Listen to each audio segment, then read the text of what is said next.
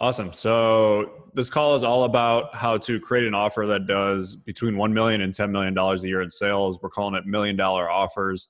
It is broken down really based on what Stefan and I have learned from creating our own $1 million offers, and then also what we've learned helping members of our Company Accelerator group to create theirs. So there's obviously millions of things that go into creating an offer, especially one that really, really works and makes a bunch of money.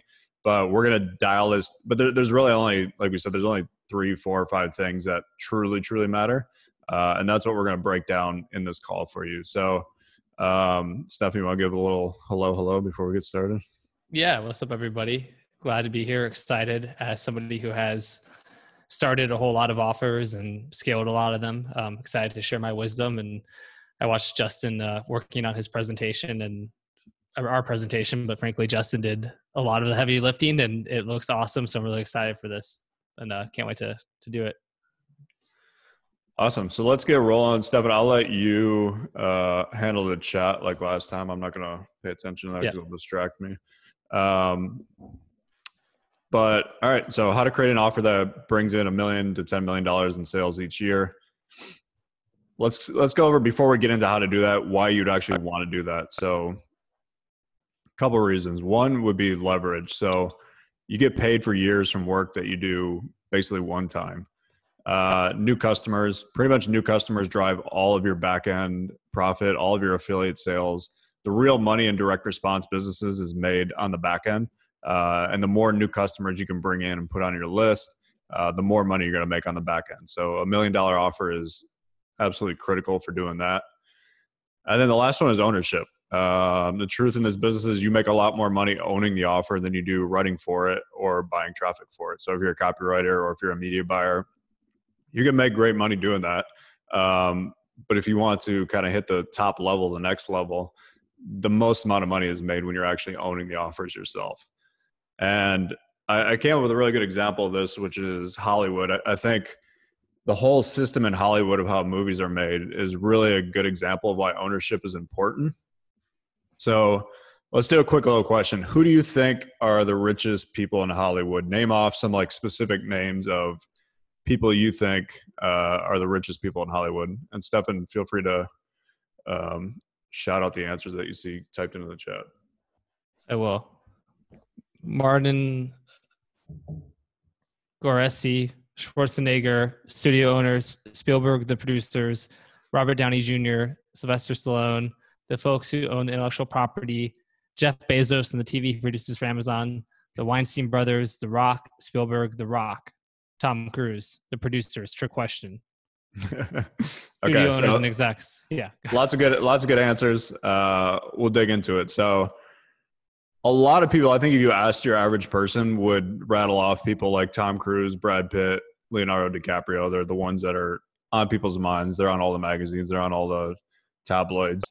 But the reality is that they really don't make shit compared to the people who actually have ownership in Hollywood. I mean, they obviously are rich as hell and have a lot more money than anybody on this call.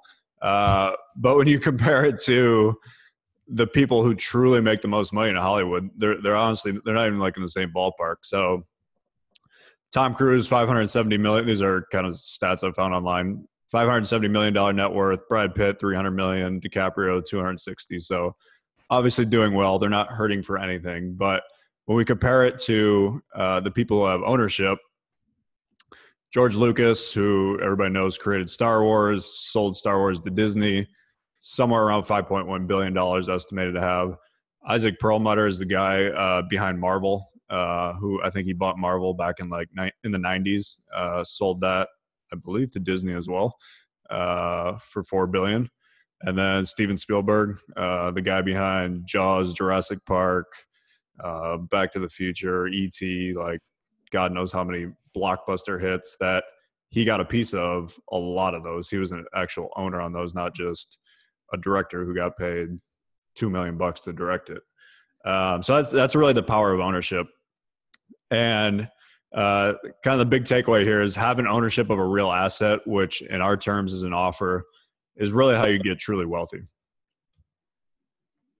So, yeah, hey, Justin, one point to add to that too is even like if you look at Tom Cruise, Brad Pitt, Leonardo DiCaprio, and a lot of the actors that, have like net worths in the hundreds of millions of dollars. The reason they have those is because over time they're able to leverage that to get producer credits and to get a piece of the pie, and to like, start production companies and to like financing. So it's almost analogous to like copywriters who start out as copywriters and become offer owners. It's the same thing kind of even with actors. They start out as actors, but then they kind of graduate into this higher level. And so like, that's kind of the beauty of offer ownership in the context of what we're talking about today too. So whether you already own an offer or you want to start an offer, that's sort of the path. It's a common path. So I just want to point that out as well. Yeah, great point. So let's look at kind of our industry and some of the offer owners who have $1 million offers.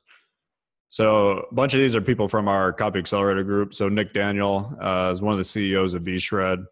Multiple offers in the health fitness space. They did like 120 million last year. They're on track to do $200 million this year. Just crazy growth. And they just started like 3 or 4 years ago? Yeah, like with $5,000. Yeah. Pretty crazy.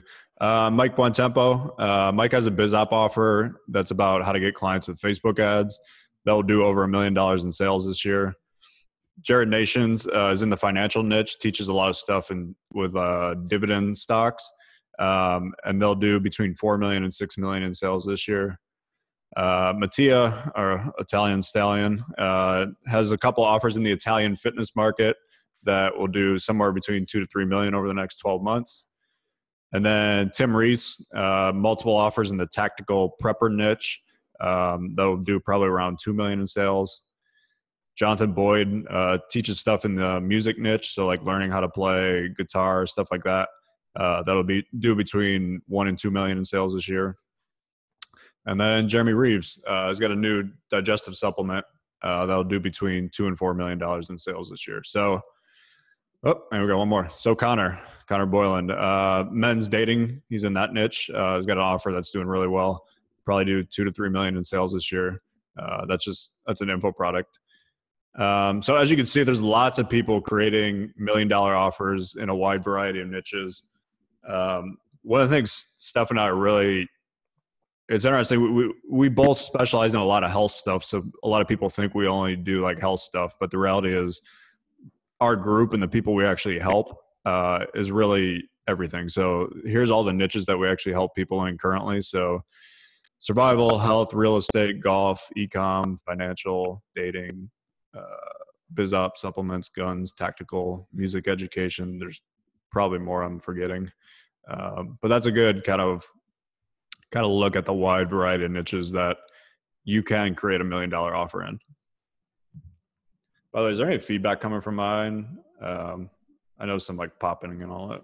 It might have been me typing, so I muted myself to like if I'm answering questions, but I wasn't getting too much feedback from you. All right. Cool. So before we get going, a lot of you guys know who we are. A lot of you might not. Steph, you want to introduce yourself? Absolutely. Yeah. So I'm Stefan. If you've never interacted with me before. So yeah, I started out as a direct response copywriter. I still am a direct response copywriter, but I started writing copy in 2012, early 2012. My copies grossed over 700 million in sales for both my own offers and for a variety of clients and a variety of niches. I'm passionate about copy and I'm passionate about freelancing, and I'm also very passionate about offer ownership because that's been a great vehicle for me.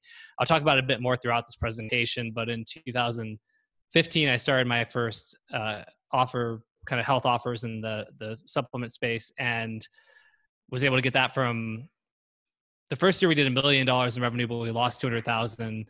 And then the next year we did 23 million in revenue. But since then I've been able to kind of just create offers pretty much on demand. Like I don't know how many, at least 7-figure offers I've created, probably at least 50, maybe 100. And like right now I've got, a weight loss offer of a partner that did like 2.5 million last month and netted us like 500,000, a little bit over that. We have a bunch of other stuff coming out. So one of the great things, and we'll talk about this today, is kind of like when you have a good offer, it really is like a passive income vehicle almost. Like you hear all this stuff about needing to split test all the time and constantly optimize and tweak. And you kind of do that at the beginning, but once the offer is running, it's just creating sales for you, right? You write a great sales letter one time, you put up a great offer one time, and you get income for years to come. And it's something that I've leveraged for the last several years to, become like a multi-millionaire and live the good life. So I'm going to share a lot of that, wisdom with you guys on this call. And as is Justin, I'll let Justin, you can go ahead and do your background and bio now. Awesome. So similar to Stefan, I've created a bunch of multi-million-dollar offers either for myself or for my clients. My story is pretty interesting. I was literally like a month away from being broke in 2010, living in a $250 apartment, thinking about quitting my whole thing of being an entrepreneur. I thought about going and getting a real job. I thought about moving back in with my parents. And that was kind of the first time I had my own offer take off, which is like somewhere around June or July in 2010. I remember I made like 240 grand that year off that offer, and that literally just changed everything for me. So I basically went from pretty much broke to multimillionaire by 2017. My biggest offer did 19 million in 1 year, and that's not like the entire company. That's just off one product. I also do a ton of pro bono copywriting work for dog rescues. I'm a huge dog lover, and I live here in beautiful, sunny, hot, humid Austin, Texas. So let's dive into what we're going to talk about today. So over the next 60 minutes, we're basically going to break down how you can create an offer that does $1 to $10 million in sales in any niche without a ton of experience. And we're really going to dive into the 4 big things that matter when creating $1 million offer. Like I said, there's hundreds of things that go into creating an offer, but the reality is there's only, a few that actually truly matter that you have to have. So, are you ready? That is the question. Give me a yes in the chat if you are ready. I want to see the chat light up. I see a bunch of them coming in. Okay. I will assume people are ready. I hope they're not typing no, because that would... Yeah, Bailey Rogg said no, but everybody else said yeah. There's always going to be one contrarian. If you're not ready, you're free to leave. You're not being held hostage. All right. So let's dig in. There's going to be 4 parts to this. Part 1, we're going to dive into how to pick your $1 million niche. Now, if you already have a niche, this will be kind of a recap for you and just kind of you'll see Stefan and I's insight into picking a niche. But for a lot of people on this call, like I said, this may be a recap and you already know some of this. So certain niches are definitely more profitable than others simply because they're in higher demand. And in my experience, any niche in the big 3 is usually a smart choice. So the big 3 is kind of referred to as health, wealth, and relationships. And there's tons of little sub niches and little divisions and all kinds of things within these. And I'll kind of break down some examples of that. So health, if we look at health, the biggest thing in the health by far is weight loss. It's also though like one of the worst parts of the health niche because the buyers are super flaky. Weight loss stuff changes like super quick. They're not great like back end buyers, but it's an enormous niche, and the amount of people who want to lose weight is huge. There's also disease specific stuff. So I know people who run entire companies that are around diabetes or prostate or brain memory and stuff like that. Then there's gender age stuff. So if you specifically target men over 40 who are looking to lose fat, if you specifically target guys in their 30s who are trying to put on muscle, those are all kind of sub niches. Then there's trendy kind of niches, things that's hot, keto, paleo, carnivore, stuff like that. These you can make tons and tons of sales. The big thing is you kind of hope they stick around, because if you create a product around them and then that kind of dies quickly, you're kind of screwed. And then fitness, obviously the other side of health is not just eating and dieting and stuff like that. You have fitness. So P90X, home workouts, yoga, all that type of stuff would all be under the health niche. Steph, anything you want to add to this? Yeah, just that even there's more sub niches too, right? So like for diabetes, but then you look at someone like Jimmy Sparling, and it's basically diabetic nerve pain. So like not even diabetes, but diabetic nerve pain. You can really niche down even more in this stuff here. So Yep. yeah, and weight loss is a tricky one. I mean, it is interesting just because like I have a successful weight loss thing going right now that is actually, we've kind of figured it out, but I feel like that one is one of the reasons we're having success is because of more time and experience. Like I think it's easy to acquire customers on weight loss, like, you know, even if you don't have a lot of experience, but really maximizing the value you get from those customers can be a challenge. So, you know, but there's so many things in health. I mean, if you just look at like all the different ailments and problems people have, I do think it's a great it's a massive, like wonderful kind of vertical in that there's so many customers who are willing to spend money to feel better. One thing too, I'll mention, health is one of the niches that really is kind of immune to any economic downturns and stuff like that. Nothing for anybody who's been in health really changed throughout the whole pandemic. It's one of the few niches that does well when times are good and when times are bad. Yeah, and even by the way, like one that you would count for that is like I always put beauty into health as well, right? So like skin and wrinkles and things like that, and even that during recessions and depressions and things like I'm gonna say women because it's primarily a female-driven market, and women still want to look beautiful and their best, and they want these little mini spa treatments and these little luxuries they can afford. So even with beauty, it just does extremely well. So yeah. Yep. Cool. So let's look at the other one. So I said health, wealth, and relationships are kind of the big three. Wealth is really anything to do with money. So saving for retirement, which is probably the big one that most people are familiar with. If you look at Agora and all their little subdivisions, everything they do is about making money for retirement. So personal finance, that would be something more along the lines of what maybe like Ramit Sethi teaches, Dave Ramsey, stuff like that. Get out of debt. It's a huge niche. I don't really know anybody in that niche, but I know it's a pretty big niche. Fix your credit. One of the guys in our group, Jay Diebolt, runs probably the biggest offer in the how to fix your credit niche. They got commercials going with Larry King. It's a huge, huge business. And then the other one, which is BizOp, which is basically business opportunity type stuff, teaching people how to make money online, teaching people how to start their own business, all the things that kind of encompass within that niche. Then the last one is relationships.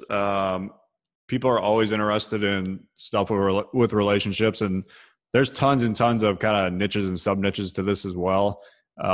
If you've looked into any of the stuff, and we have a couple guys in our group who do dating advice for men. So a lot of it about it is how to talk to women, how to pick up women. The women's niche is a little different. It's more about how to get a man to commit and less about how to go out to a bar and pick up a chick kind of thing. There's people that do really well in the my friend Adam Galad has a business around that he helps guys who are divorced and how to kind of get back in the game and teach them how to do like online dating and stuff like that. We have a couple people in our group that do sex coaching for men. There's really just tons and tons of little like rabbit holes you could go down in the relationship niche for men and women. So those are, like I said, those are the big three. Other profitable niches that I've seen. So learn how to play guitar, stuff about guns, gardening, knitting, scrapbooking type stuff, survival prepper niche, golf, BizOp, online marketing type stuff, real estate, food and cooking, language learning. Basically anything there's a magazine for, you probably are going to be able to make good money in that niche. I think that's a really good rule of thumb, because if there's a magazine, there's bunch of businesses in that niche, there's advertisers, so that's a good rule of thumb of if you'll be able to make money there. Justin, Peter Liu asked, does personal development and self-help fall into health or wealth? I would say part of it could be relationships, right? I probably put relationships, and then maybe that's sort of partially another profitable niche. I guess it depends on what sort of the promises of the personal development. I was curious what you think, Justin. I think I look at it as an offshoot of relationships, because just in the circles we run in, people that do relationship stuff also do personal development. It is very, very similar. But yeah, that's plus actually It's one niche that's huge too. That should definitely be on here. And I don't spend a lot of time in that niche, so it's not on the top of my mind. Yeah, and also, I mean, like it's like the relationship with yourself, right? So I think for that reason, I'd probably put under the relationship stuff too. Yeah, I mean, there's no shortage of people looking for how to get rid of their imposter syndrome, how to get rid of, or how to speak better in public, how to be more confident, how to all that kind of stuff. Any questions on the niches we just went over before we hop on to the next stuff? Anything popping up in the chat? I read, most of them. JD said, in supplements, when you say own the offer, are you referring to starting your own supplement brand or as an affiliate? We're talking about starting your own supplement brand, for sure. And then Daniel Govine said, would you say there is a niche for learning psychology? Maybe, again, if there's a magazine for it, but I would say probably there's an application for it. Psychology is usually more of like a mechanism, which we're going to talk about mechanisms in a minute. It's more of like a means to an end than an end itself. So like people who just want to learn psychology because for the love of learning, like I'm sure there's like a small niche for that, but generally be like using learning psychology so that you can achieve XYZ outcome or goal that you want, would be more of the way that you would approach that. Yep. Cool. So kind of my recommendation when it comes to niches, pick a niche that's profitable and also one that you enjoy. One of the worst things you can do is get into a niche and be making a bunch of money and realize like 2 years down the line that you don't actually enjoy talking about stock picking. You don't enjoy talking about knitting or dog training or whatever the hell the niche is that you're in. So definitely find one that you actually enjoy and that's also profitable. So once you have your niche, it's time to zero in on a specific product. So we're not going to go over a ton of stuff on this, but I just want to give you a quick example. So let's say we pick golf as the niche. You don't want to make a general get better at golf product. That's it's too general. It's too widespread. It's not a specific enough promise. We want to do something like how to hit 300-yard drives that are going to make all your friends jealous. If anybody's in the golf niche or anybody's a golfer listening, you would probably relate to that and be like, hell yeah, I want to hit 300-yard drives. It's more about finding that core desire that the people in that niche really want. So kind of quick recap of finding the niche. So find a niche that already has successful businesses in it, and obviously one that you're actually into. Come up with offer product ideas that tap into the core desire, i.e. how to hit longer drives in golf. So that's kind of the whole idea around picking a niche. Now we're going to move on to the second part, which is finding your unique mechanism for your offer. Hey, Justin, I want to say one more thing about with your niche, which is that basically you just see people who are, sometimes you see people who are like wanting to do something very fringe and like nobody else has done it. And they're like very excited about that. But it always worries me if you're like, okay, you have so many smart marketers out there. And if nobody else is in that niche and nobody's got any offers and nothing's happening in it, like, maybe 1 out of every 10 times, like you just found like a blue ocean and you nailed it and you're really smart. But like 9 out of 10 times, it probably is for a reason and it's probably going to end up costing you time, energy, and money. So I think it's so much better, to your point, Justin, to just find a proven niche that you are passionate about, and then you can innovate within that niche. Like that's cool. You want to find a unique product or find a unique spin, like we're going to talk about with the mechanism, which is coming up next. Like you can still innovate within like a niche that is established, but I'd really prefer doing that versus trying to create like a category that doesn't exist, just because you're going to fail a lot more often than you succeed when you do that. Yep. 100% agree. Is this helpful so far for you guys? Feel free to pop a yes or no in the chat. Let me know what you think of this so far.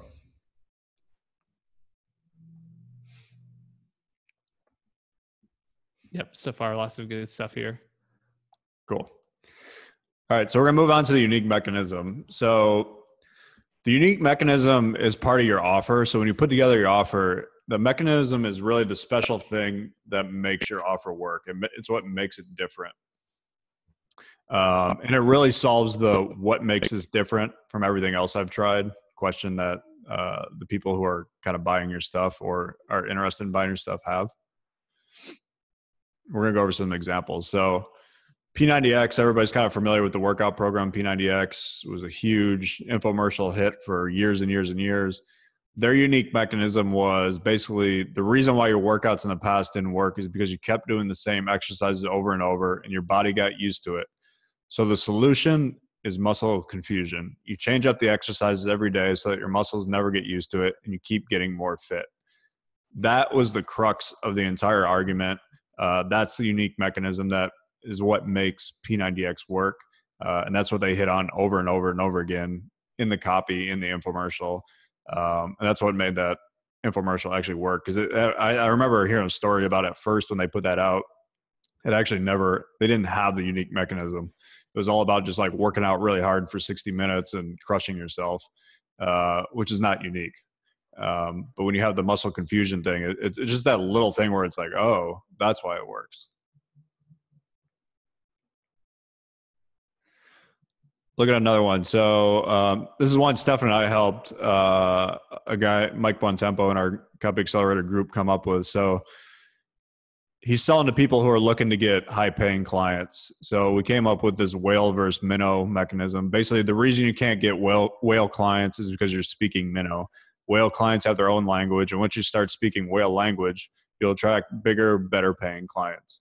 It's a big problem for, let's say, agency owners, copywriters, whoever is like freelancers that are trying to get these whales that pay good amounts of money. If you're not speaking the same language as them, you look like a minnow. So that's kind of the unique mechanism we came up with for one of his offers. Yeah, and just to give people even a little more insight into that, because we talked about how, like, if you go into a Ferrari dealership, right? They're going to treat you way differently than if you go into like a Hyundai dealership, or if you go into like a luxury store, the experience is very different. So if for me as a consumer of like luxury items, right, like I'm going to expect a different level of service. So if so same thing for your whale clients, right? The people who have the money to spend, like they're going to be expecting a different interaction than like the random like minnow, client who just is like trying to hire anybody and doesn't care, right? So like you have to like actually to what Justin just said, to actually speak their language, and it's a different type of language. And we love whales because everyone wants to catch a whale and not a minnow. So the next one is from the dating niche for women, actually relationship niche for women. This is actually one that Jordan Hall uses in his product that crushes. So basically it's called the respect principle, and how to get a man to commit to you. Basically the idea is, here's how you can get a man to commit to you. And the premise of it is that men can't distinguish between love and respect. So when a woman shows him respect in a few key ways, the man can't help but commit to her.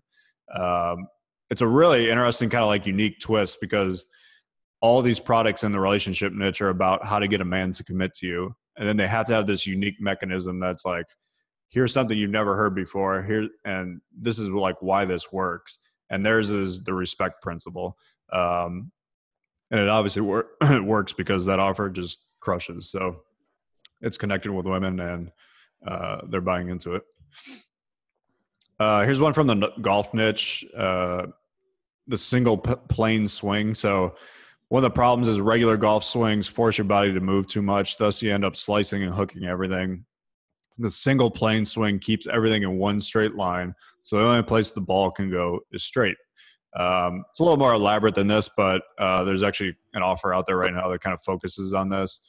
And I think the other thing it really talks about is like, it's really appealing to the older demographic. Like if you're 65, 70 years old playing golf and you got back pain and hip pain and stuff like that, this kind of easy single plane swing where you can just keep everything in a straight line and hit the ball.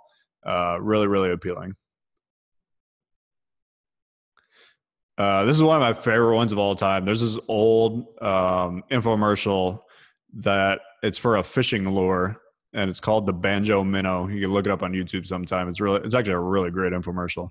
And the mechanism on it is called genetic response. So fish instinctually go after dying minnows because they're easy food. They're like programmed to go after it. They can't resist it. And the Banjo Minnow, literally the way it's created, it flops and moves in the water like a dying minnow. So basically the fish see it. They're genetically wired to go after it. And the result is you catch more fish. It's honestly a brilliant freaking mechanism. This thing like sold like crazy. I know it was like a multi-million $1 million offer on infomercials for years and years and years. I think it's actually still running like 20 some years later with a different version, but such a great kind of little hook there and mechanism. I don't know if I've ever seen you talk about that one before, and I love it. You know, I'm a big mechanism lover, but that one's great. It really so is. Good. Yeah. By the way, one of my buddies actually is a big fisherman, and he bought this thing and told me it was the biggest piece of shit ever. So I'm hoping it worked well for other people. Yeah, right. So actually, it was started by an environmentalist, a conservationist, actually. So kind of recap the unique mechanism. It has to be something that they haven't heard before. It has to answer the question, what makes this different from everything else out there? Those are kind of the two big things. Steph, anything you want to add to that? Yeah. So like when I started my health supplement company, the one I started in 2015, which was like a Christian health supplement company, like that was the big thing. I'm like I knew how to sell informational products to people who were kind of 50 plus, conservative, had issues like diabetes, memory problems, erectile dysfunction, all of that kind of stuff, right? But I was like, I'm gonna start a supplement, and it's gonna make a blood sugar supplement that isn't like, you know, like enough. I was like, how do I differentiate? And so for me, part of it was biblical ingredients. So I was going after like the Christian, you know, demographic, and it was like the idea of like that, you know, whereas other supplements just have like random stuff in it. Like if you're a true believer, like having the actual ingredients from the Bible that have sort of been ordained by God and told to be, you know, put into your body for like healing and wellness, like that's going to give you, you know, not only help you feel better, but help you be closer to God. And so the point is like, it's really important to like have this, you know, this sort of the mechanism to differentiate your offer, to be unique, because otherwise it's just another, you know, another one, a Me Too product, right? Like it's just another kind of thing like that. So it's really important that you do really get your mechanism. Yeah, James, and then James asked if I ever thought about putting prayers into capsule. I thought about putting a bottle, an empty bottle that just had prayers. So I have like an assembly line and it'd have like a pastor or somebody like just pray into it, right? Like each one a bunch of times. And then you, or maybe as a spray. So every time you spray, like you get one prayer. But I'd never went down that road because it, you know, might have been sued or gone to jail. But yeah.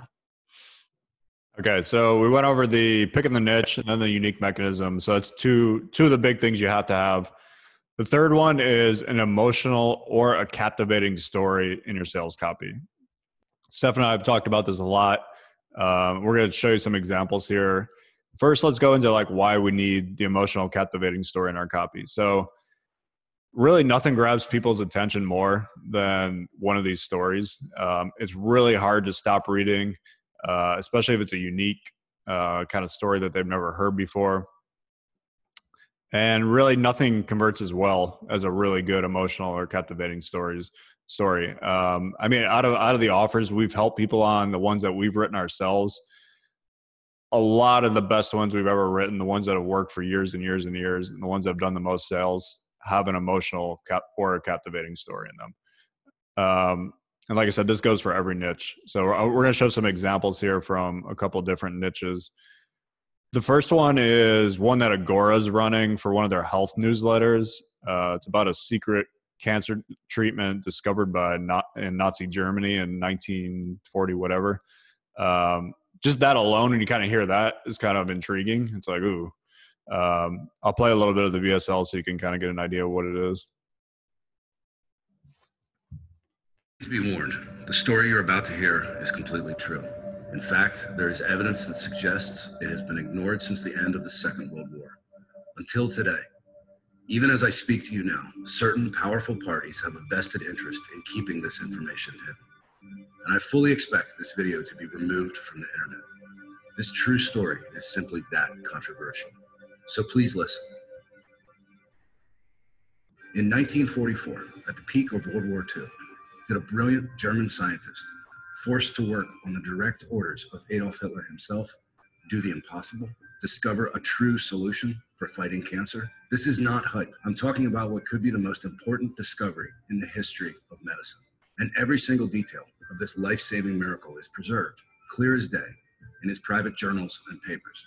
A secret Nazi treasure lost for generations, rediscovered, and finally revealed today. It's a fact. Thanks to World War II documents we recently obtained, we now know a German chemist, scientist, and medical doctor learned the shocking true cause linked to many cancers. All right, so I'm not gonna play the whole thing, but you guys kind of get the idea there. It's a really captivating story. If they just came out and were talking about this treatment for cancer without telling this story of it being from 1944 and this kind of conspiratorial thing of it being hidden and just being revealed now, it wouldn't be anywhere near as captivating. But that's the power of a really, really captivating story. Steph, anything you want to add to that? No, I mean, I agree. It's certainly captivating. And I mean, I think, that's a good note, is that historical stuff. Like when I talk about research for like my RMBC copywriting stuff and finding like old stories, because you can tell an old story, like, right. So for example, I know some people are asking kind of about there's like an ethical line for things like that too, right? But if you're going to just tell like a story of somebody looking for a cure or a treatment, like you can do that and then still kind of tie that into like the discovery of ingredients and something that helps to support blood sugar, helps to do this. And like, you don't have to then be like, and my product is like the result of that work and is now the treatment for this thing. You can still tell interesting and fascinating stories without, having to then suddenly say your product that does all these crazy things. So, having those stories though, just like that captivate people is so crucial and vital. Yep. So let's look at the next one is one that Stefan kind of copy chiefed for one of his offers. Basically, it's a woman's embarrassing high school reunion story. It's a story for a weight loss supplement. We've shared this before on a couple offers. I just think the story on it's pretty amazing. So how a humiliating high school reunion led one woman to discover the bioharmony switch and finally win the battle with her waistline. The simple solution is being used by hundreds of women across the country to melt the fat away, restore their slender body, and make their friends green with envy. Better still, it doesn't require new workout routines or expensive diets either. In fact, now you don't even need to leave the house to melt away those extra clingy pounds. By the way, this is actually a true story. One of the women who works for Stefan, this is her true story. They changed her name and then put like stock photos in because she didn't want her like real name and real pictures out there, but it is a true story. So it's, hey, my name is Scarlett Peralta, and over the next few minutes, I'm going to tell you a humiliating true story about my 15th high school reunion. It was the moment I came face to face with the fact I was overweight and everyone could see it. Truthfully, it was hard to miss. My rolls of ugly belly fat were always slumped over each other. My neck had disappeared, swallowed up by too much flesh, and loose fat hung off my arms like it was trying to escape. But after that night, I couldn't keep lying to myself. Clothes I bought just the year before now pinched deep into my hips as they strained to hold everything in. And every time I logged into Facebook, I'd see old pictures that reminded me of how hot I used to be. I'd reached my breaking point. Right then, I decided to lose my extra fat and restore the slender and sexy body I once had. And girl, I'll tell you, it was the best decision of my life because it sparked a desperate struggle to lose weight that led to the discovery of an incredible, unusual weight loss secret. Something that helped me cut pounds of ugly, nagging fat with very little effort. See, 3 months ago, I stepped into my high school reunion. It didn't take long before I got talking with my old friends. And then I saw Sophia Baker, my old best friend. I was excited to see her again. We used to do everything together. In fact, we used to even look like each other. So I'm not going to read this whole thing, but you get the point. The kind of story digs into how they used to look like each other. They were best friends in high school, and her best friend ends up not even recognizing her because she's put on so much weight. That's really kind of the issue. And that's a really good story for this niche. Just think kind of how embarrassing, humiliating that is, that you put on so much weight that your best friend from high school doesn't even recognize you. So that's the power of a really, really good emotional story. And in a lot of niches, like I said, this works like crazy. Steph, anything you want to add to that? Yeah, no, I think that I always say, yeah, no, when you ask, and then I'm like, actually I do. And my headset died, so I took it off here. Yeah, I got away from good story-driven copy in 2018 because I kind of felt like with at that point, Facebook compliance was this big issue where people are having trouble running on Facebook. And so I kind of thought, oh, you can't tell any story on Facebook or else, it won't get approved. And it's almost like, Bob Dylan in the 80s, whatever, like he had some shitty period, or I think some band that had some crappy period. I honestly had like a crappy period for like 6 months where the stuff I was writing just wasn't that good. Some of it still did okay. Like there's a blood sugar thing I wrote that did well. But overall, like stuff just didn't do that great. And then I realized like the huge reason why was because I got away from storytelling. And as I got back to storytelling, suddenly, started crushing it again and again and again. And even, for this software you're seeing here, like I've then modeled off of this for other, verticals and niches, and a lot of people in Copy Accelerator do the same thing. And then it just keeps working again and again. So it was a really powerful reminder for me, seeing just how important having a good story is in your sales copy. Yep. So let's look at another one. This is one that our buddy Ian Stanley wrote in the survival niche. It's for a electric generator. I put a little picture of what a generator looks like here, that in case you have no idea what a generator is. Basically, his story is a nightmare story about the worst thing that could kind of happen. This was a video, but this video is no longer up, but I do have kind of the intro copy here. So it starts off with a really great line. John didn't know he was going to die that night. He woke up and went about his day like every other American that morning. He didn't know that a simple government screw-up was about to cost him his life. He was 27 years old with his whole life ahead of him. It was 4:10 p.m. on August 14th, 2003. That's when the massive blackout struck. In the blink of an eye, it took power from over 45 million people in 8 states across the U.S. And it took John's life. See, that night, John did something that most of the other 45 million Americans without power did. He lit some candles. Then he fell asleep, and he never woke up. The candles caught his home on fire, and he died in his sleep. The young Michigan man died for no reason. It could have been avoided. Just 50 miles away from John, another man lost his life during the blackout. This man was prepared. He was ready for the disaster. He had a backup generator, but the generator ended up killing him. See, it used gas, and that gas poisoned him with carbon monoxide and robbed him of his life. Both of these men could have survived if they had one simple thing: a generator that didn't rely on fossil fuels for energy, a generator that uses space-age technology to capture the power of the sun, blah, blah, blah, blah, blah. So this is a great example of what Stefan and I call a nightmare story. You're really just painting the worst picture in someone's head of kind of what's already in there, and you're just really like agitating that. And yeah, I remember when Ian wrote this, they got like a 70 or 80% boost in conversions simply from this little lead, which was, 2 pages attached to the front of this VSL. But that's, like I said, that's the power of a really, really good emotional story. All right. Was this helpful for you guys seeing the examples? Feel free to pop a yes in the chat. I want to make sure everything we're going over is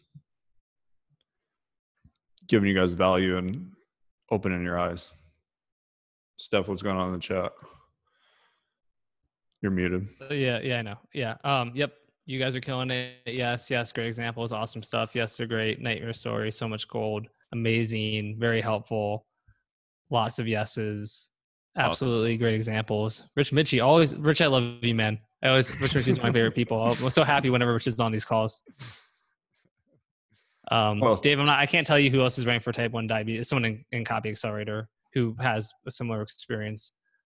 But yeah, everyone seems to really, lots of gold. A couple quick questions I'm seeing here. Let's see. Are these just the front end or include upsells? Right now we're focused on the front end. We are going to talk about upsells in a minute. And then Peter Liu, do nightmare stories get rejected by Facebook since it gives a negative experience? Yeah, kind of. I mean, it depends. Like you just can't be like really dramatic with these terrible, like punch in the gut stories. Like you can still tell like a, embarrassing story and things like that, but you change the language. So even in the thing that Justin showed as an example, for the weight loss one, for the version we were running on Facebook, it was all this like humiliating, like all these, the language that I can't remember if it was in the version he showed or not, but I changed it to like frustrating, like upsetting, like, I was like, darn, like I had to still kind of soften it to be like less like humiliating, embarrassed, shamed, like, it wants you to, so you can massage it. It's like a fine line, but yeah. Cool. Any other questions? Kevin Windus asked, what is the most common way you fix bad offers? It really, honestly, it really depends. Because some people might have an offer that's like converting really well on the front end. Their upsells suck, and then we'll fix the upsells. Some people will look at it and it's like the copy, just the lead, like, is not emotional enough and it's not grabbing me, and then we'll fix that. Because if you can get a more emotional, better lead, you could get, I don't know, 60, 70, 80% boost in conversion. So it really kind of all over the map. Some people, the price is wrong. Some people, the ads that are going to this thing are just terrible. There's about 5 or 6 things you look at, but it's usually one of those. 2 more questions we have here. Dan Sherlock said, I'd love to own my own offers one day, but my intuition is that I should get damn good at writing copy before I even consider it. It depends on your goals. I think that's a good plan. I think the thing is, like, the better you are at copy and the more you understand it and grasp it, generally the better your offers are going to do. Like, we've talked about this before. Like, most of the top offers out there and the top kind of offer owners are almost all of them, a large percentage of them are former copywriters, or they've studied copywriting pretty immensely. So I do think, or they're media buyers, or they're media buyers. Yeah. But even then they understand the power of good copy, because like they've run a lot of media buying really is copy, right? It's actually writing the right ads, the right hooks, right angles, and all that kind of stuff. I think I've always said, I think you need one of the skills, either copywriter or media buyer. And then you can kind of partner with someone who has the other one, or you hire out the other one. You need to have some semblance of knowing how to get customers. And that boils down to either copy or media buying. A lot of the other things that really matter as the company grows, like operations and being able to like lead a team and build a team, that stuff doesn't matter as much when you're going from like 0 to 2 million, but it matters a lot when you're going from like 2 to 10 million. 100%. Yeah. And then Dane Heron asked, do you always A/B split test a VSL versus long form sales letter on offers? No. You can, but like, lately I've just been almost doing long form every time. Some people really like VSLs and they just do video sales letters. I think it's good to split test it, but think you can usually just sort of launch with one or the other. Cool. You want to keep going, or we got more? Well, there's 2 more. I'll go quickly. Fred Regala asks, how do you promote those offers? Honestly, the biggest things would be affiliates, working with affiliates. And then, if you're able to get like email drops and paid media, or get, media buyers. There's actually a lot of ways, but probably the fastest is working with affiliates. And are you mostly focused on VSLs and not high ticket webinars? Mostly, but it's basically the same principles. The thing of high ticket webinars is like, you're going to, if anything, ideally you turn those into an evergreen funnel and then it becomes an offer anyway. So it's kind of the same thing. I would say the difference with webinars, like, I don't have a lot of experience with webinars, but there's a lot of intricacies in terms of like getting people to show up and then the follow up to them. And there's a lot involved with webinars there. But for certain high ticket offers, I do think they're super powerful. Cool. So this is the last slide of the kind of talking about the emotional, captivating stories. Really, the big thing to take away here is you want your story to be unique. You want it to be dramatic. And if you can have one that has kind of unexpected twists, kind of like the high school reunion story where she sees her friend and her friend doesn't recognize her. That's a really good kind of unexpected twist. So yeah, if you want to have $1 million offer, you have to have some type of emotional, captivating story in your sales copy. All right. So we went over, what have we gone over so far? Picking the niche.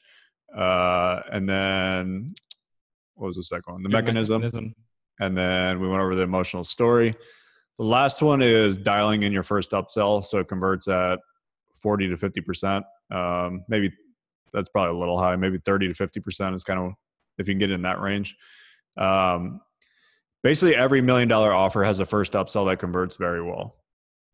So why is that? And that's really because the first upsells where 70 to 80% of your upsell revenue is made.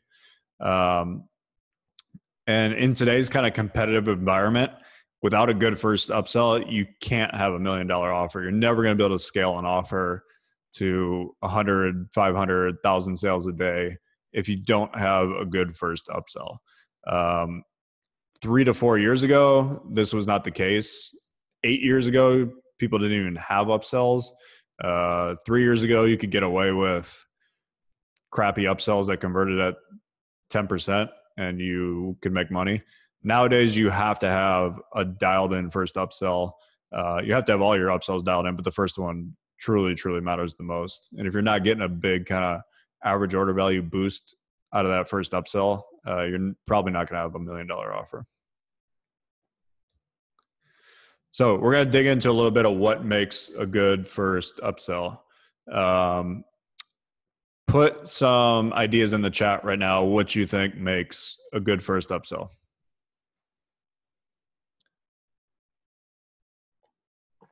Let's see. We got more of the same 3 to 6 month language course. I don't know if that was related to that. Complimentary offer, goes well with initial product, solves next logical problem, solving a secondary but similar problem, must relate to main product, enhance it or add to it, completes the first sale, after 1 hour, 1 week lesson, more faster done for you, ebook product, more access, congruency, faster results, solves next problem, complements the original offer, supplements more of the same, info products faster, easier, more automated, always in stock product, easier to say yes to. Awesome.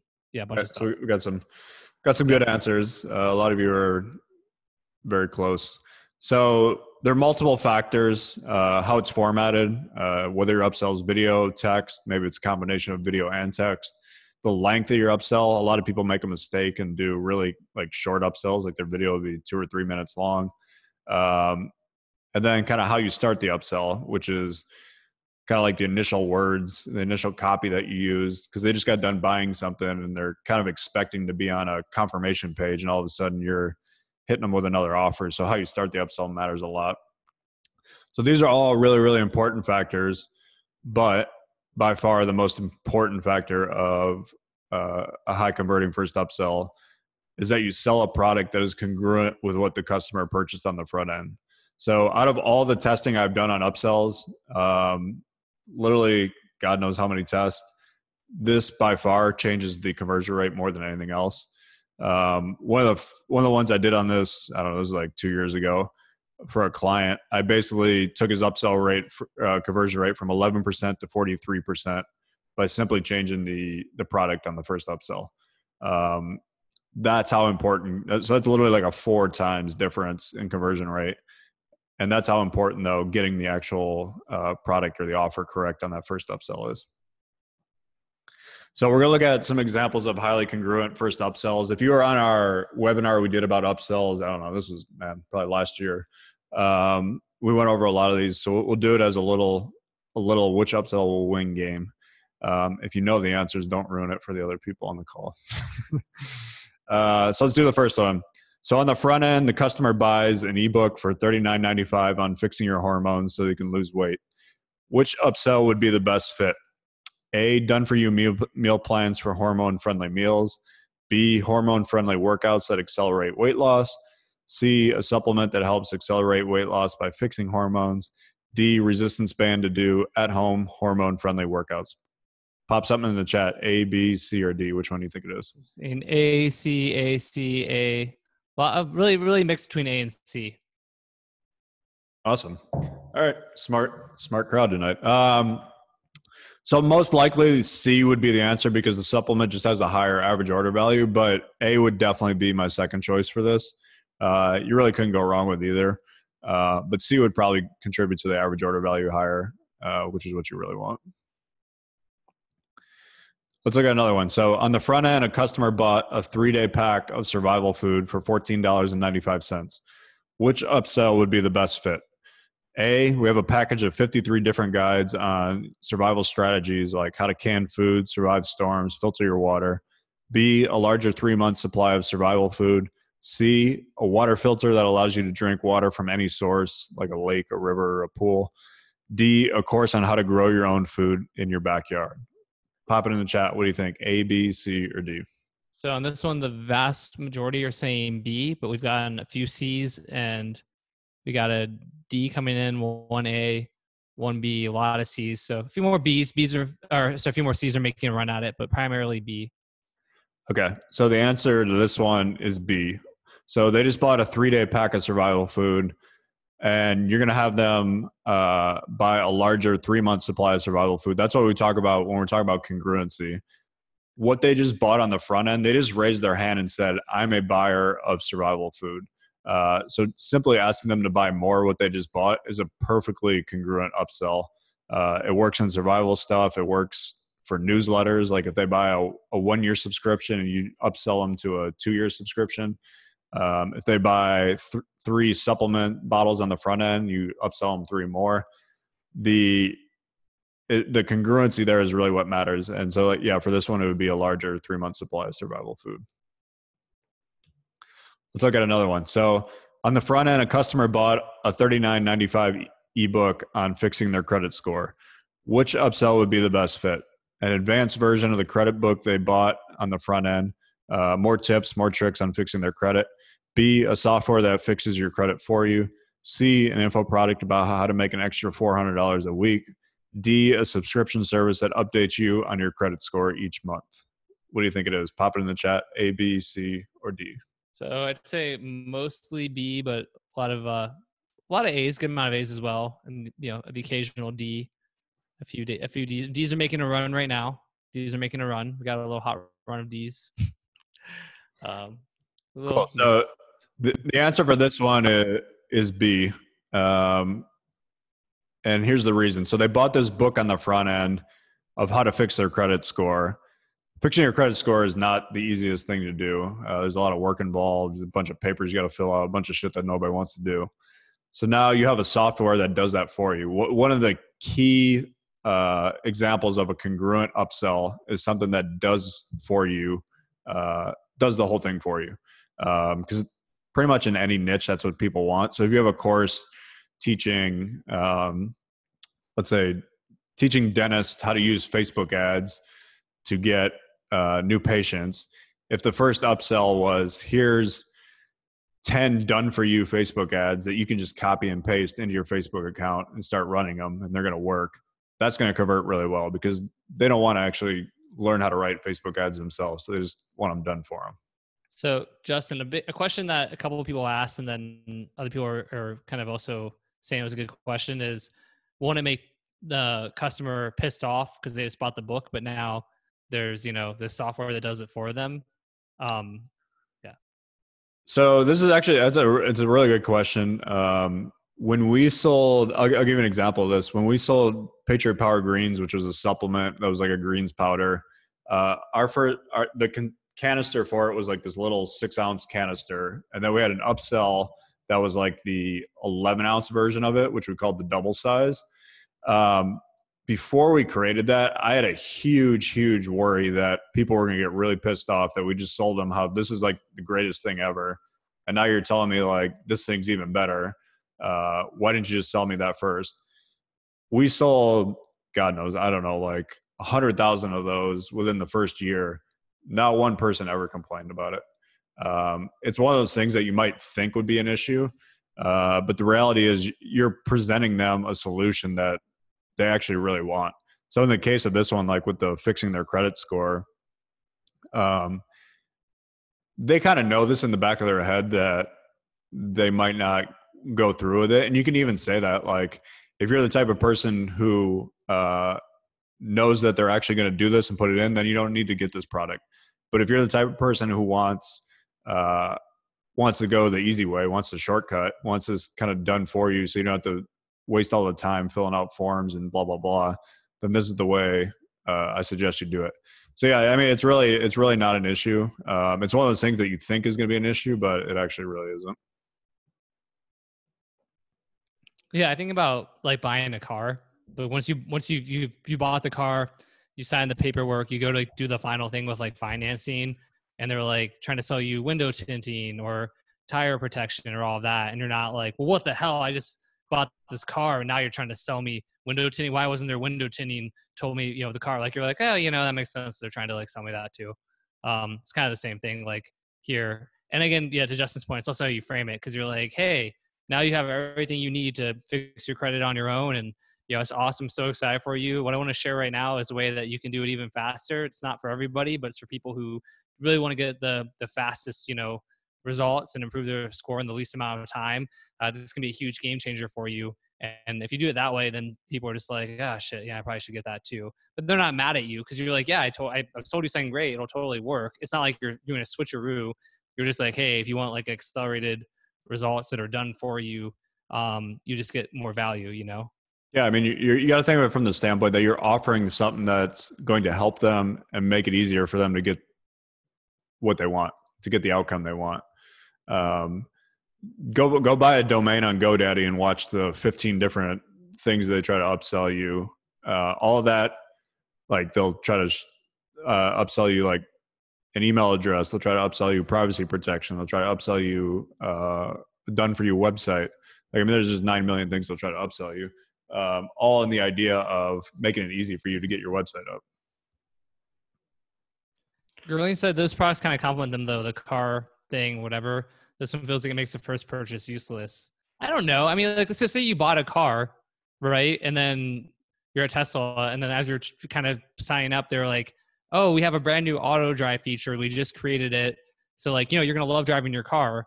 But, if you ever feel like, would you ever want to not drive and maybe you could just chill and relax and somebody could drive for you and take you, around, or take you around like your own chauffeur, like, but of course you're not going to get a chauffeur, but we just include this feature. It's a separate thing because it's like this new thing. Do you want to add it on? Right. Like, if you did that, then you're not going to be like, well, what the hell? I just bought that Tesla. You're going to be like, oh, okay. Like, cool. Like, yeah, maybe I'll add that on. I would like a self-driving car. Somebody just said that analogy is getting swiped. Yeah, you're welcome. I feel like I just nailed it with that one. But yeah.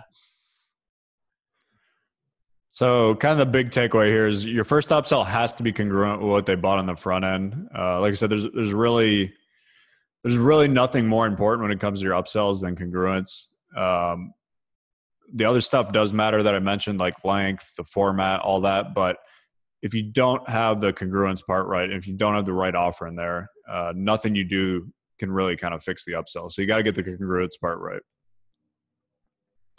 So let's look at a kind of a quick recap of everything we just covered here. So $1 million offers basically have these 4 things. You pick the right niche, find a unique mechanism, an emotional or captivating story in your copy, and then a high converting first upsell. And like I said at the beginning, when it comes to this, you really don't have to get everything right to have $1 million offer, but you do need to get a couple things right. And that's these 4 things. Out of all this offers that Stefan and I look at and the people in our Copy Accelerator group who we're giving them feedback on stuff over and over, there's 100 things that Stefan and I could give them feedback on, but we really focus on like 4 to 5 things where it's like, these are the things that really, really move the needle. And if you're not getting these right out of the gate, let's get this dialed in before we focus on anything else. Steph, anything you want to add there? No, I mean, I think you're spot on. Okay. So let's look at how you can create your own $1 million offer. So there's really multiple ways you can go about this. You can kind of go at it alone. You can kind of pick your own niche. You can write a sales letter. You can build out the back end of your funnel. You can put it all together. You might launch your offer and see it take off. You might not. You probably most likely are going to make a good amount of mistakes and waste a significant amount of time. I know both Steph and I have done that many, many times.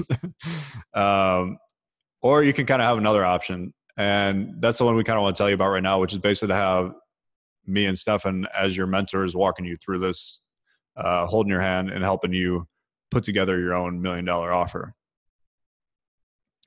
So basically, we're going to show you how to execute every aspect of a winning offer from start to finish. Plus, you'll also be part of our network of successful offer owners who can model off of and shortcut the path to success. We mentioned these on the call that we did last week. So a lot of the people that are in our Copy Accelerator group here, you have V-Shred, Four Patriots, No Pants Project, Los Silva, BioTrust, Credit Secrets, The Net May, TrueGenics, Barton Publishing, Performance Zone Golf, Jason Hansen, Paleo Hacks, Wyatt Research, Get Lean After 40. I mean, this is literally like what, I don't know, a fourth of the companies that are in our group. Yeah, I made like a second page with even more people, which is like the next slide. It's one of the only slides I did. Because yeah, if you look at like, Copy Accelerator, it's about half freelancers and half offer owners, but there's like basically every large direct response offer owner in our space. Not every, but a huge percentage of them are in Copy Accelerator. And there's kind of a reason for that, like birds of a feather flock together. And it's sort of like a kind of elite group of people here, So yeah, I mean, like the page you just pulled up, like one template we mentioned at the beginning, Natural Health Sherpa is doing whatever they're doing, 75 million a year. Native Path, which is an awesome natural health company. Misty, Tom Merritt, who was an affiliate and media buyer who started his own offer. Tim Reese has a bunch of stuff crushing it. Golden Hippo, you guys obviously, I don't know, a lot of you guys know who they are. They have 5 people in our mastermind. Investor Alley, Meredith Shirk. Connor, I mean, you kind of mentioned earlier, but the cool thing is Connor Boylan started his own offer after joining the group. Yeah, after joining the group, which was in September, and then he just netted he never made more than 200,000 in a whole year, and he netted 200,000 last month. So pretty drastic improvement. And then Jeremy Reeves was a copywriter working on projects. I've hired him for stuff. He's in Copy Accelerator, and then he finally, kind of going through the trainings and stuff we do, started his own offer and dialed it in. And then I forget what he told you today in our Facebook group, Justin, but he's on track to grow. He's done 525,000, I think, since he launched the offer 2 months ago. He did 305,000 in a month, and I think he did 525 total in 2 months. So yeah, he's on fire. Yeah, so it's pretty good. And I mean, Jonathan Boyd, same thing. He got this whole thing scaling. So yeah, no, it's pretty killer. Yeah, so that's kind of the group that you'd be a part of if you're a part of Copy Accelerator. If you've seen us talk about it before, the Copy Accelerator group is super expensive. It's not cheap. The access and mentorship from us is $35,400 for the year.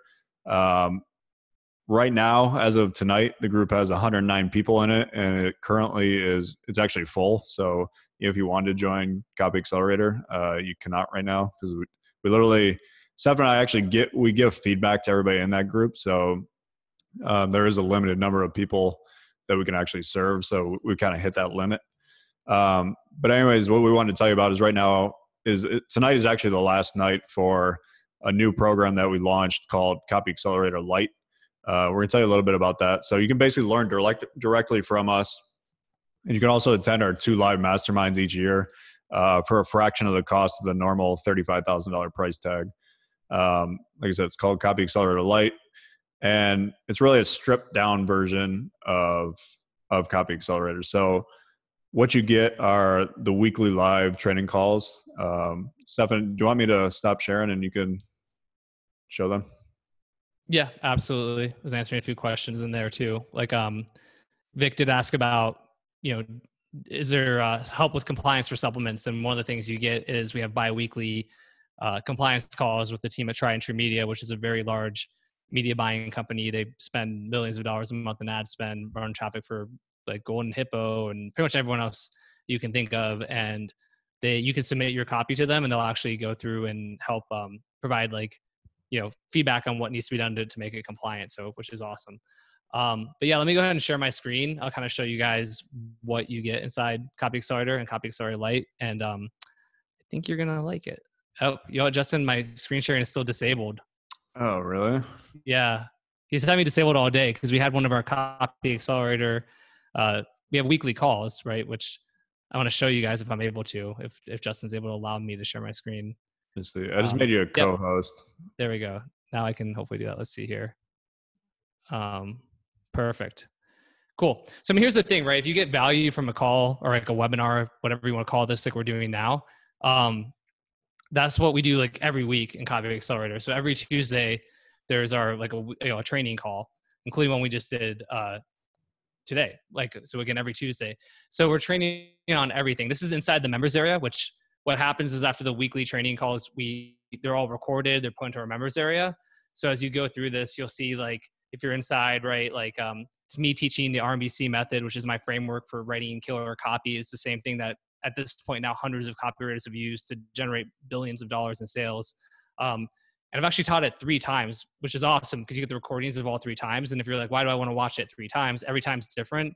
And I'm doing like examples of people. I'm helping them to come up with their unique mechanism, like we talked about today.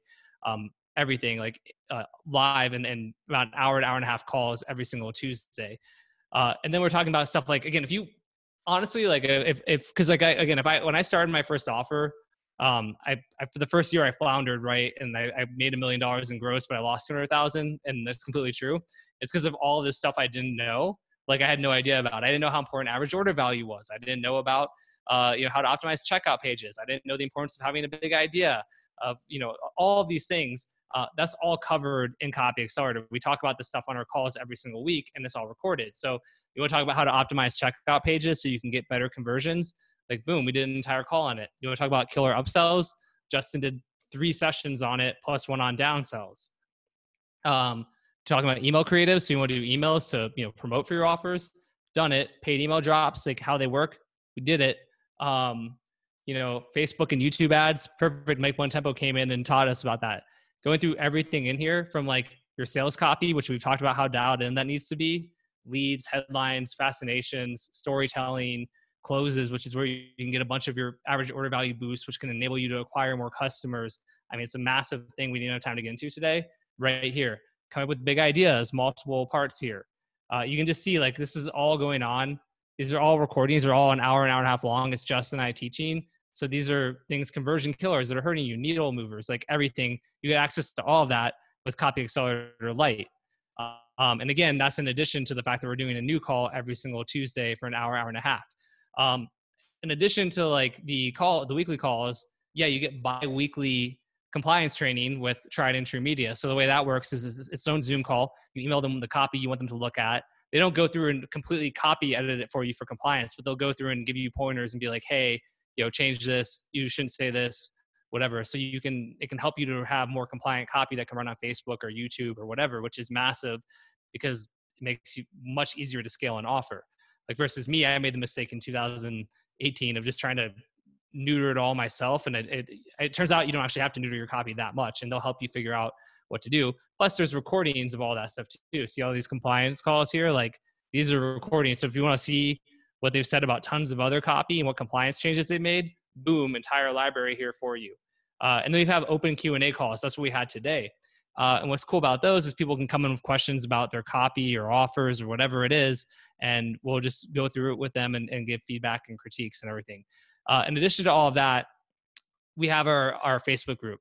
So basically to going into like, what do you not get with Lite, right? So Copy Accelerator, this is everything including Copy Accelerator, and it's included in Copy Accelerator Lite. What you don't get is feedback, basically, right? So in the Facebook group, this is our Facebook group. If you go through, you'll see that members are asking questions about different things like all the time. Here's my new sales letter. Can you give me feedback? I'm making Loom videos and providing feedback. People are commenting on it. We're having dialogue and conversations. Other members are coming in and sharing their insights. Here's a new one that came in 2 hours ago. We haven't gone to it yet. So people asking legal questions. So it's super active. I mean, that's all yesterday, 21 hours ago, like it's 9 hours ago, 6 hours ago, 13 hours ago. It just keeps going on and on. So you don't, as a Lite version, right, which is a fraction of what the cost is for full membership, you don't get to post in the Facebook group. So I know that's kind of like, okay, bummer. But honestly, like, first of all, well, I'll come back to that. But just being able to look at these posts and these comments and looking at us giving feedback and critiques to people and like seeing what we're doing is like wildly valuable. Like you get to be a fly on the wall and just see us dissecting copy, and you get exposed to so many offers, so many sales funnels, so many things that are working right now. And you get to see the tweaks we're telling people to make and hearing what happens and how that helps them with their offers or helps them make more sales or helps their copy be more successful. So the Facebook group is massively valuable, even though of late you don't get to like post in it. And then there's the live events, which we haven't even really talked about yet either, right? And so for the live events, we do 2 of those per year. We sometimes we'll sell tickets to the public. Sometimes we aren't going to. But these things are extremely high end. We have about 200 people at each event. Even if you're a copywriter looking to get clients, this is where you're going to get clients. And if you're an offer owner looking to get traffic, or you're starting an offer and you need help or a partner, it all happens at events. So the next one's going to be in either October or November. We're still determining that because of wanting to be, figuring stuff out for COVID. But these live events are crazy. And one quick story I want to tell, there's actually two things I want to share about that. Like, one quick story is that for me with my offer, what really made the difference, where I went from the $1 million in revenue, losing 200,000 to 23 million in revenue, netting 4 million a year later, is that I went to a mastermind for the first time. I went to Ed O'Keefe's mastermind. He had one in Chicago. I met somebody there. They said, "Oh, you need traffic? Talk to this person." Another person said, "Hey, you want traffic? Talk to this person." And then suddenly I was doing deals with people and getting traffic to my offers that were worth millions and millions and millions of dollars. And they helped me to avoid mistakes. Like, I was buying all my inventory up front, and Ed O'Keefe was like, "Hey, you can do on demand. Like, have you tried on demand? Talk to these people." It was like Ship Offers, which was a sponsor of Copy Accelerator now. And suddenly I realized, oh my God, I can save $200,000 every time I buy inventory. So like, all that was happening because of masterminds. Like, masterminds have changed my life more than anything, besides maybe meeting my wife, Laura, at a poker table, because she's the one who took me into the world of copywriting and direct response. But besides that, masterminds have changed my life dramatically. I don't know. I would doubt I would be like a multimillionaire if it wasn't for masterminds. And like, I seriously can't say enough about them. So these live events are so valuable. And Ed O'Keefe's mastermind, by the way, was 25,000 a year. And there's other masterminds that are 100,000 a year. And most of them are just 3 to 4 meetings per year, and that's it. With Copy Accelerator Lite, whereas our full membership is 35,000 plus, with Copy Accelerator Lite, it's $12,500 or $1,150 a month.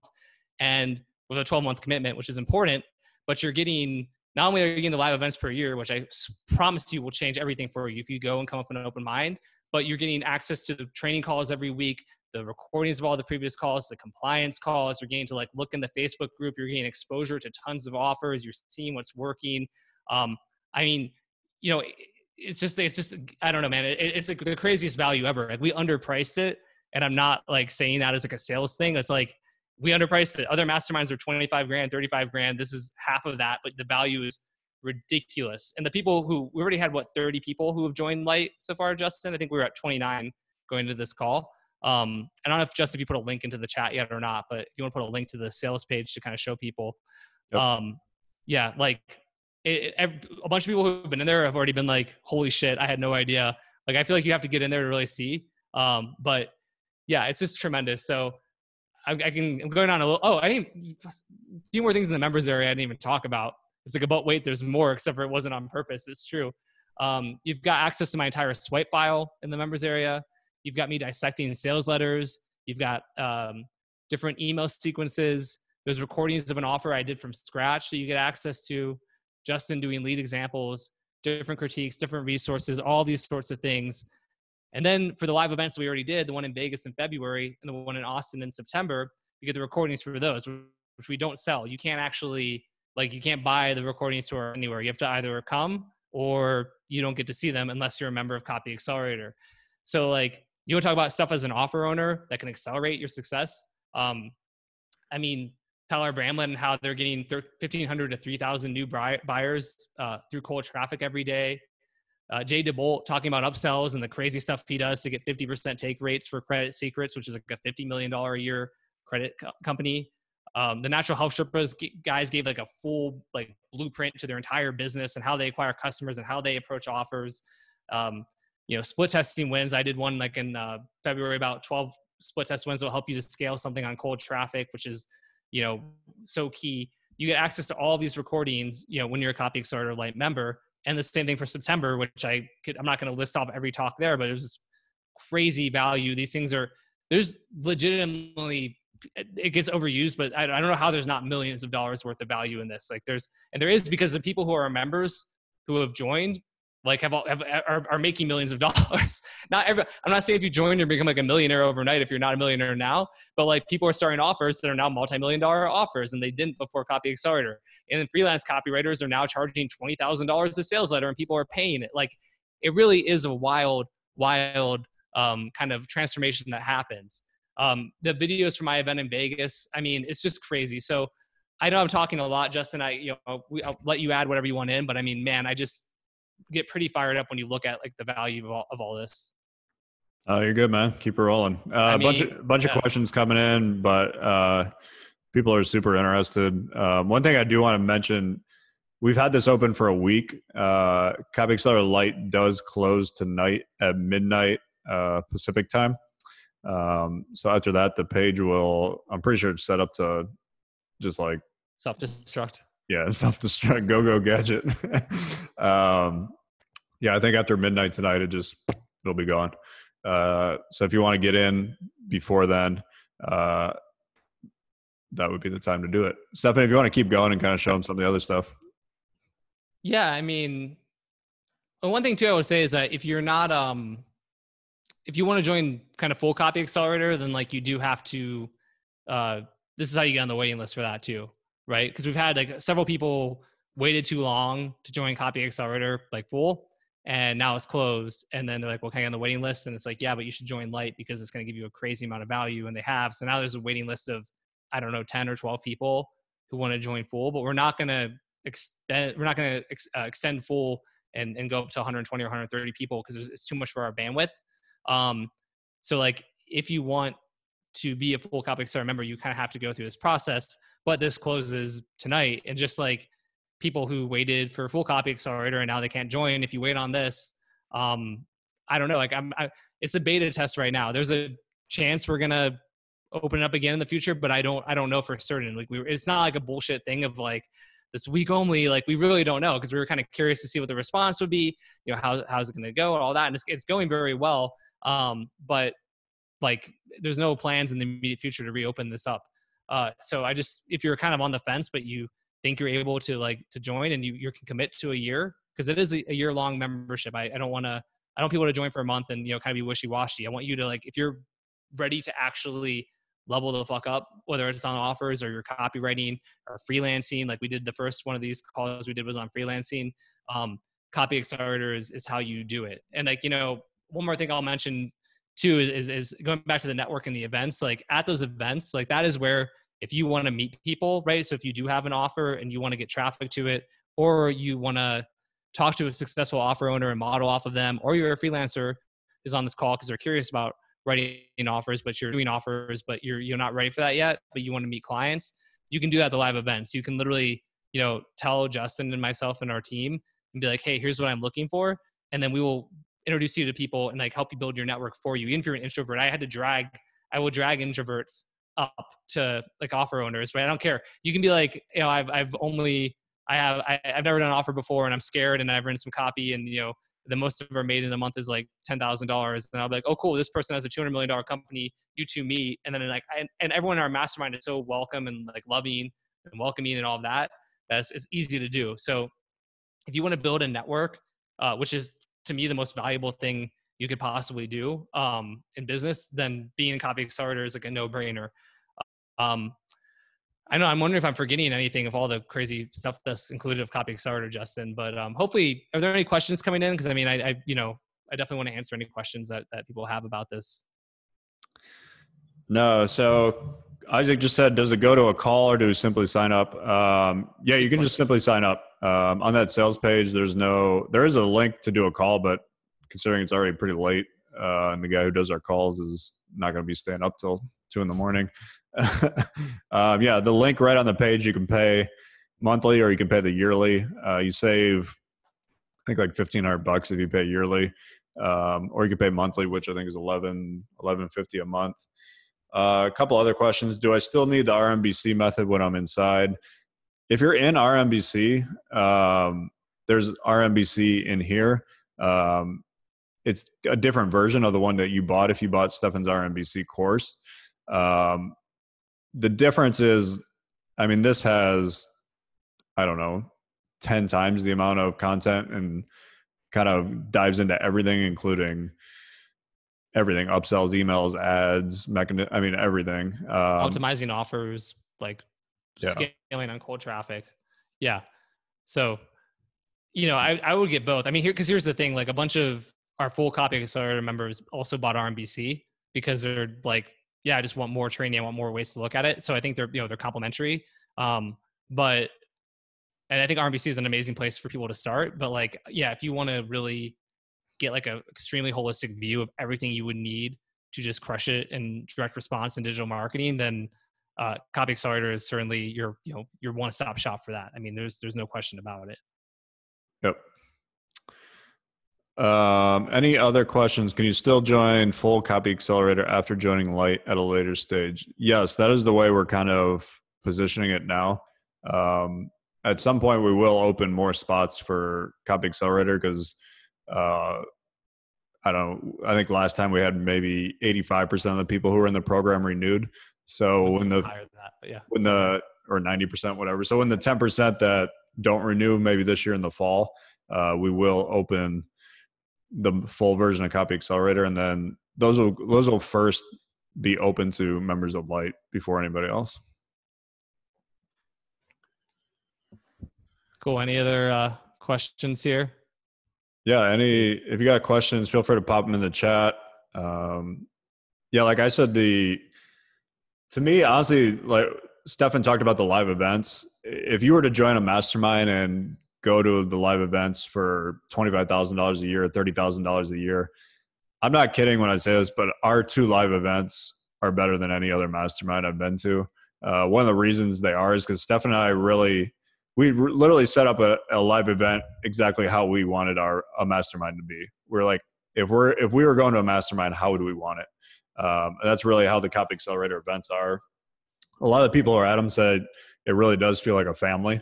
Everybody kind of knows each other. It's a small enough group that it's a mastermind, but it's not like traffic and conversion where there's 7,000 people there. It's 200 people. We're doing dinners together. We're eating lunch together. Honestly, if you just went to the events, it's an absolute steal for $12,000 just for that. Chris asked, curious, guest passes available to the live events. So if he's asking, like if you're a member, can you get guest passes for other people? I don't know if we talked about that, Justin, because like if you're in Light, are you able to bring like a business partner, or we have to buy a ticket for them? I would be okay if you're in Light, if you wanted to bring a business partner to the event. I wouldn't. Yeah, me too. I wouldn't be opposed to that. We allow our Copy Accelerator members to do that. But obviously they're paying a lot more, but yeah, I wouldn't be opposed to it. Which by the way, then just because we sell tickets. So if we sell tickets to the event, again, I don't know if we're going to even sell tickets to the next one. Cause like, we might or we might not, but I think the first time we sold, it was 2,000. The next time the tickets in February were 3,000. We may even raise the tickets more than that. So like, even if you bring a business partner to 2 events, it's going to be a $6,000 to, I don't know, $10,000 like value just there, let alone all of the other crazy stuff you're getting. Yep. Cool. So I want to share one little thing before we kind of wrap this up.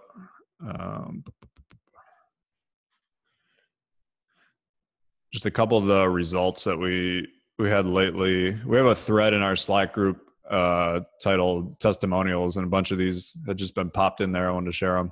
So we mentioned the one with Jeremy.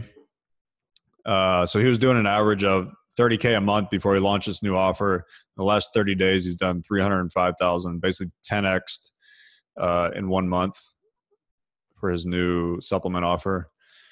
Eddie Barrett. Eddie had a free plus shipping funnel. It was doing $9. It is now currently doing $18 average order value. He said, feel like this is a turning point. Super appreciative for your help. Really good. Eddie's a great guy. Mattia, he's our buddy from Italy. He was in my previous coaching program, and then now he's in this as well. Probably one of the best people I just taken what we recommend and just implementing and just doing the work, which is why he's gotten such great results. So he said, with our last quiz funnel, we've doubled our revenue. We're doing more than 100 customers per day selling the home workout program. It was a complete game changer for us. A lot of that was because of Copy Accelerator. Super happy with everything. And I hope our next offers will rock pretty much the same way. This is Jason Silva and Brandon Scher. They're in the women's relationship niche. He said, when we started your mastermind, we were doing about 20K a month in sales. In the past 90 days, we've done over 200K. This month, we're on track to hit over 80K, our best month yet. Thanks again for delivering on your insane promises. Last one here from Jared. We mentioned a couple times on this call. He just posted this yesterday, I think, in our group. He said, I don't get on the weekly Zoom calls much because Tuesdays is my busiest days, but having a huge win right now. We just had our first $500,000 month. Our business is firing on full steam right now. Big thanks to Justin and Stefan and everyone here. When I joined, we were doing 200 to 250. And we were spending less than 10K a month on the networks. He's referring to like ad networks. Now our baseline is much higher and we're spending 50K a month profitably on the networks. Easy to say my mission for joining has been accomplished. That is a great testimonial to have. So yeah, any other questions you have about Copy Accelerator Lite, would love to hear it. Like I said, it closes tonight, midnight Pacific time. Yeah, Gavin asked, I just started learning copy about RMPC. Is this too much of a jump for someone who is completely new to direct response?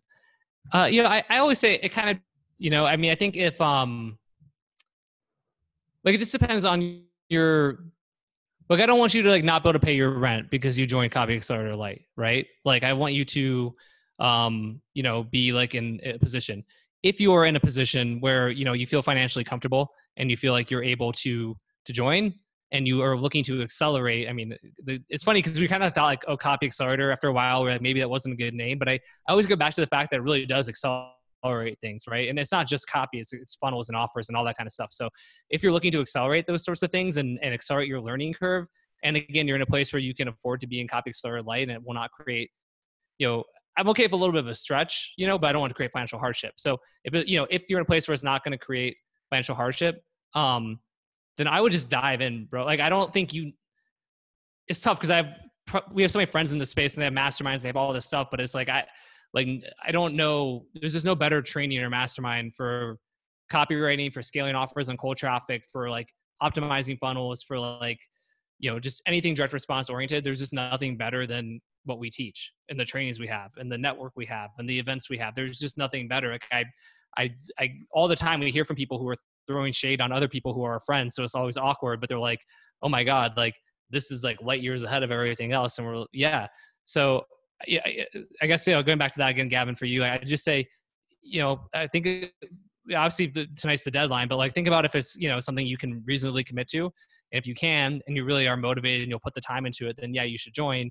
And if not, then that's okay too. And, your time will come, and whenever, we do this kind of thing again, and hopefully we will do it again. So yeah. Andy just asked if he could join again. You can't, Andy. Sorry. Yeah, Gavin said it'd be a bit of a pressure, but I need that. I mean, I'll just tell you this too. Like, I'm again, like, I'm not like a hard seller, like you just heard the way I answered that question. That was authentic, but all the people I know who have taken like a leap and done stuff like this, whether it's, even joining full Copy Accelerator or Copy Accelerator Lite, it's like, those are always the same people who you're hearing the crazy success stories from, like, afterwards. I mean, you look at Michael Rochin, who, you featured Justin he was a freelancer, couldn't afford Christmas presents for his daughter. This was December, and he has an $8,000 a month retainer.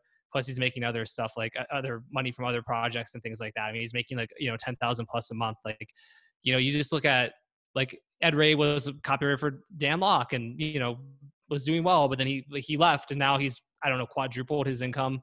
There's just so many stories like Darian Hanser. It's funny. I got him like a job today because someone else in the mastermind wanted to hire, and we hire internally. And, he was charging 10,000, and he actually got hired today by somebody who'd hired him 5 years ago and said he would not work with him again because like his copy didn't do well. But then like now that Darren's in Copy Accelerator and has made all these improvements, that person saw his copy and was like, okay, and then paid Darren $20,000 for a single sales letter when like Darren, was kind of hit or miss like 6 months ago. I mean, it's just so fucking sick. And so, I don't know. I know, Ricardo, you're asking the same question, right? Is there anything I should be learning first, more like a prerequisite? Will RMBC suffice for newbies like me? Again, it's really the same answer. I mean, I think RMBC gives you an incredible foundation. It gives you everything you need to write, great direct response offers and to do copywriting.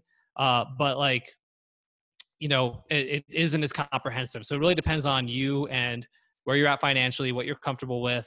And then, if you want to really accelerate, but it is good, man. It just gives you such a holistic, Copy Accelerator gives you such a holistic view. You want to really understand the industry, and you want to know how to talk to clients better, and you want to know what's important to clients, right? If you're doing freelancing, if you're looking at all this stuff and you're seeing the questions people are asking, it's going to give you, it cuts the bumps and growing pains, down by years. It really does. I would say one of the other big things that I never really even thought about is so many of the newer freelance copywriters who joined said one of the biggest things was the mindset shift in seeing how all of us think.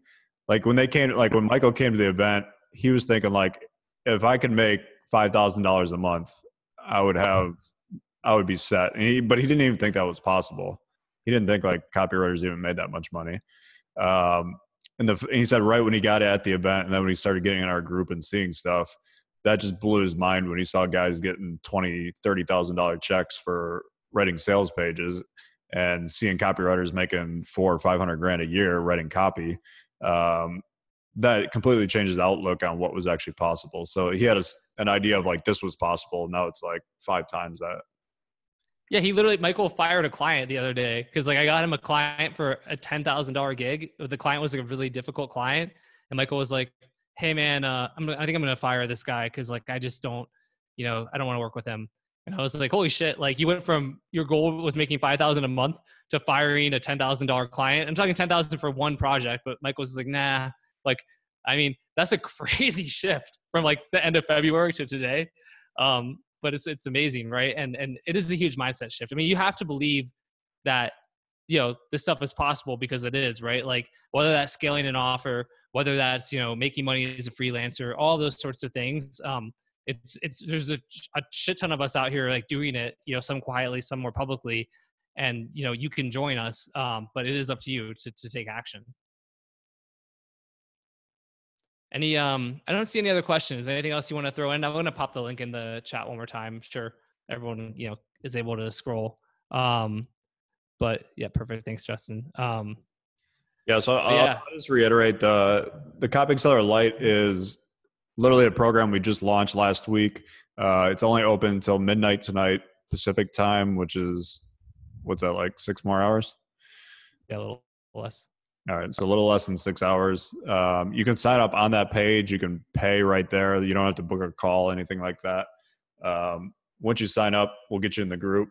I think probably, obviously, tomorrow when somebody wakes up, they'll get you in the group, and you'll have access to all the videos and all that stuff. I don't know when we're going to open Copy Accelerator Lite again. This is really just kind of a beta test Stefan and I did to see if people are interested in it and see if it works for us.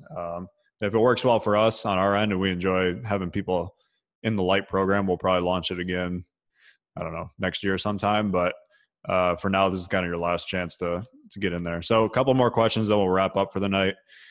Marcus says, does CA Lite have a Rolodex directory of service providers, media buyers, etc.? We're actually in the process of putting that together right now. So a lot of people in the group, you'd be able to see the Rolodex of, I don't know, whether that type of stuff. So that's pretty easy to get. And we could connect you to all those people anyways. Isaac said, is there more strategy in the trainings about getting clients without the use of the job board? We have probably 4 or 5 calls in there on freelancing stuff, about getting clients, about how to structure higher paying jobs, how to do retainer deals, how to do royalties, how much you should charge, all that kind of stuff. We'll probably do one call a month or so on that with the freelancers in the group. And you're welcome as a member of Copy Accelerator Lite to join those. The other good thing, due for one of those, Justin. We should. I mean, I'm not just saying that to try and it's a selling point, but we haven't done one in a while, so I'd be open to saying we'll do another one of those in the next I don't know, couple of weeks here for sure. Yep. Isaac, if you didn't watch our training call from last Thursday on how to get high paying freelance clients, I would highly suggest watching that because we go over exactly how to do that in that. is there job boards? Yes, there are job boards, but not for Copy Accelerator Lite members. They're for the full Copy Accelerator members. So that's one of the things you do not get access to as a Lite member. Cool. All right, so we're going to wrap up today. I want to thank you guys all for joining us and sticking around and asking questions. I just popped the link in there again for the Lite program if you want to check it out. I will have a replay of this up, and I'll probably post it in our Facebook group, and I'll mail it out to my email list and all of that. One last note. So if you do want to sign up, like I said, for the Lite, got to be before midnight tonight Pacific time, which is about 5.5 hours from now. So thanks again for everybody for joining us. This was really fun. Hope you guys got a bunch of value out of this. Hope you got some good notes that will help you create your next $1 million offer. And we'll see you guys next time. Thank you guys. Really appreciate it.